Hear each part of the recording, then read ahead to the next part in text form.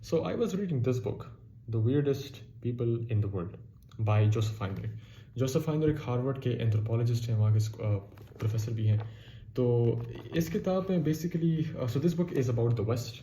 आप सब टेक्स्ट को पढ़ के you can protect what the book is about, कि क्यों वेस्ट के लोग साइकोलॉजिकली डिफरेंट हैं बाकी दुनिया से, और वहाँ की जो इंस्टीट्यूशंस हैं वो बाकी दुनिया से क्यों डिफरेंट हैं. फॉर एग्जांपल मॉडर्न स्टेट जो है वो वेस्ट में आया, वहाँ पे इमर्ज हुआ, यहाँ पे नहीं, अफ्रीका एशिया में नहीं. तो इस तरह के बहुत से जो सवालात हैं उनको आंसर करते हैं. लेकिन पेज 332 में there something very interesting that I want to coat.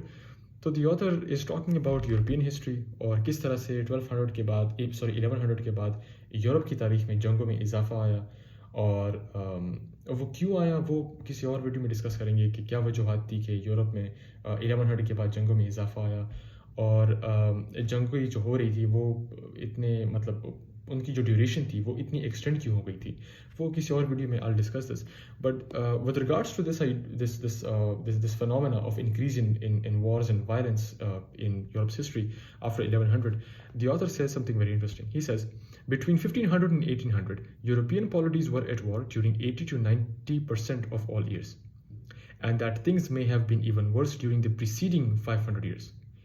England alone was at war about half of the time from 1100 to 1900.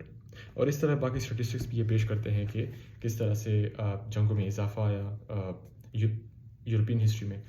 और just to give you a glimpse of how important that is for the emergence of modern state या बाकी जो development हुई western history में, जंगें इतनी ज़्यादा हो गई थी कि मिलिट्री में जो एडवांसेस आई इसी दौरान वो इट वाज लाइक अनपैरेलल्ड. बाकी इलाकों में इतनी एडवांसमेंट्स मिलिट्री में नहीं आई जितनी वेस्ट में आई, और उसकी वजह यही थी कि जंगें ज़्यादा होने लगी थी. राइट, तो जब जंगें ज़्यादा हो रही थी तो जो कमांडर्स थे वो जब जंग लड़ रहे थे तो उस सालों का जो एक्सपीरियंस वो मतलब हासिल करते थे, फिर उस एक्सपीरियंस को वो अपने मुल्क में इम्प्लीमेंट करते थे, इन द सेंस कि वो मिलिट्री जो हायरार्कीज थी उसको एफिशिएंट, उसको ज़्यादा ऑर्गेनाइज बनाते थे, एफिशिएंट बनाते थे.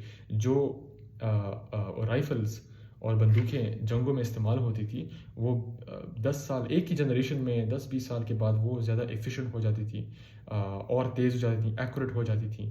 राइट, तो जंगी इतनी प्रेवलेंट हो गई थी कि इवन जो रेनेसां और इनलाइटमेंट एरा में जब साइंटिफिक रिवोल्यूशन हुआ और बाकी जो इंडस्ट्रियल रिवोल्यूशन हुआ, all of those things were actually fueled by warfare. Not entirely, but for the most part. मतलब war had a lot to do with the advancements in science. तो इस point को substantiate करने के लिए on this relationship between science and military, कि किस तरह western history में scientists were they were doing scientific discoveries, and a lot of that had to do with the fact कि वो मिलिट्री को वो एडवांस करने की कोशिश कर रहे थे. तो ये एक और किताब है, the silk roads, one of my favourite books written by one of my favourite authors Peter Frankopan. तो इसमें पेज 261 में द ऑथर सेज कि although the names of scientists like Galileo and Isaac Newton and Euler have become famous to generations of school children, it can be all too easy to forget that some of their most important work was on the trajectory of projectiles and understanding the causes of deviation to enable artillery to become more accurate. These distinguished scientists helped make weapons more powerful and ever more reliable. And this is very important. Military and technological advances went hand in hand with the Age of Enlightenment. So basically, the point that I want to extract from this passage is कि जो scientific revolution आया और जो scientists थे West में, Enlightenment era में, Renaissance era में, one of their driving motivation was to develop military technology. तो वो artillery को study कर रहे हैं कि what are the causes of deviation, अगर वो rifle को स्टडी कर रहे हैं उसको एडवांस करने के लिए. ठीक है, तो of course I am not saying कि मिलिट्री को एडवांस करना वाज देयर ओनली मोटिवेशन. अगर आप न्यूटन को देखें तो Newton has a lot of motivations for why he was doing what he was doing. He had religious motivation to study the world, the universe, बाकी. लेकिन जो point मैं यहाँ पे एम्फसाइज कर रहा हूँ वो ये है कि जब हम वेस्ट की तारीख पढ़ते हैं तो वेस्ट की तारीख में साइंस और मिलिट्री का जो इस तरह से जो दोनों क्लोजली इंटरलिंक्ड हो जाते हैं, ये बहुत यूनिक है. ये यूनिक इस वजह से है because you will not find this in Islamic history. तो इस्लामिक हिस्ट्री में जो अगर साइंटिस्ट, एस्ट्रोनॉमर्स, फिलोसफर्स, थियोलॉजियंस अगर वो स्टडी कर रहे हैं यूनिवर्स के बारे में या साइंस को स्टडी कर रहे हैं, तो they are doing this for a totally different set of reasons, और maybe in a different video I talk about that as well. लेकिन वेस्ट में, I mean as these authors say, west में particularly after the 16th century military और science बिल्कुल closely interlinked हो जाते हैं. मतलब the two things are closely interlinked, और ये आज भी है. तो last week I was at a book shop, तो मैंने ये किताब मुझे मिली, the scientific way of warfare. तो मैं ये पढ़ रहा था, और this book is about the fact कि science and military are closely interlinked in the modern world, और फ्यूचर में भी यही होगा. तो पेज 4 पे ये ऑथर कहते हैं कि scientific concepts and theoretical frameworks have been shaping military theory and practice since the inception of the scientific revolution in the late 16th century. Of course, the relation between science and warfare has not been unidirectional, with military imperatives repeatedly stimulating both technological innovations and scientific discoveries. From the earliest synergies between the study of the motion of bodies and military ballistics, science and war have been intrinsically linked, long before the techno-scientific exertion of the Manhattan Project yielded the atomic weapon. फिर कहते हैं कि the central claim of this book is that throughout the modern era, the dominant corpus of scientific thought has been reflected in the contemporary theories and practices of warfare in the Western world. So this is an interesting book, and this talks about the same thing जो भी मैंने कहा कि Western, अगर हम waste की तारीख में देखें तो particularly after the 16th century, science और मिलिट्री ये तो बहुत ही closely linked हो जाते हैं. I mean, as Professor Frankopan says कि military and technological advances went hand in hand with the age of enlightenment. So this is very interesting. अगर आपको एक historical example दूँ, जब न्यू वर्ल्ड डिस्कवर हुआ, when the European colonizers discovered the new world, तो उन्होंने देखा कि ये जो सोसाइटी, जो वहाँ पे जो नेटिव अमेरिकन्स थे, वो दे वर हाईली सिविलाइज्ड पीपल. उनका टैक्स सिस्टम था, ब्यूरोक्रेसी थी, हाईली एफिशिएंट सिस्टम था उनका. लेकिन एक चीज़ में जो वो बैकवर्ड थे, मतलब एक चीज़ में जो उन्होंने प्रोग्रेस नहीं की थी, वो थी मिलिट्री टेक्नोलॉजी. वो जो वेपन्स इस्तेमाल कर रहे थे, those weapons were actually stone age weapons या ब्रॉन्ज एज वेपन्स, जो भी कह लें, मतलब thousands of years old.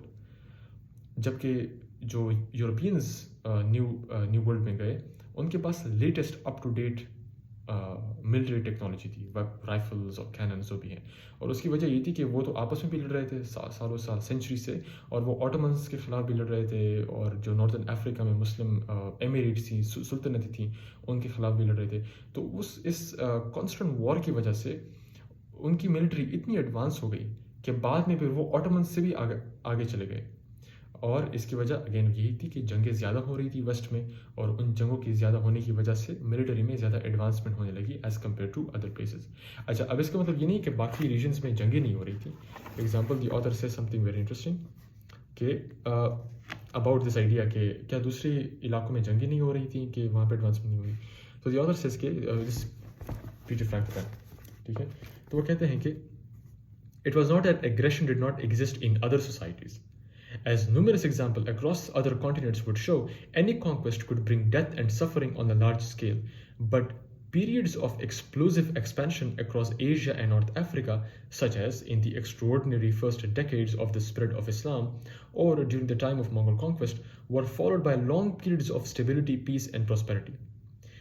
The frequency and rhythm of warfare was different in Europe.